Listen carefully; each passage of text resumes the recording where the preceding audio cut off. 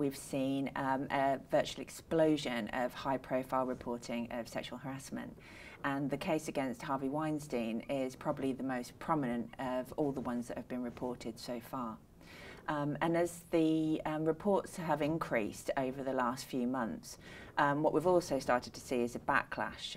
So there has been much more concern in the media about false allegations, and this has resulted more recently in some of the women who have spoken out being given a defamation case. And this has resulted in the Solidarity Not Silence campaign to raise funds for the ensuing legal battle. So why is all this happening now? So Harvey Weinstein's lawyer explained that Weinstein was a dinosaur, so a product of a more misogynistic era. And what this assumes is that we're now in more enlightened times where abuses of power and of sex are the exception rather than the norm. And it is true that there have been considerable advances in gender equality, much more so than when sexual harassment was first put on the public agenda in the 1970s. It's also fair to say that feminism has become increasingly mainstream.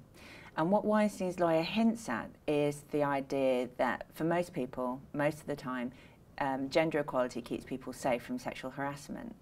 But as the events over the last year suggest, that this idea is perhaps less straightforward or as clear-cut as we would like to think it is.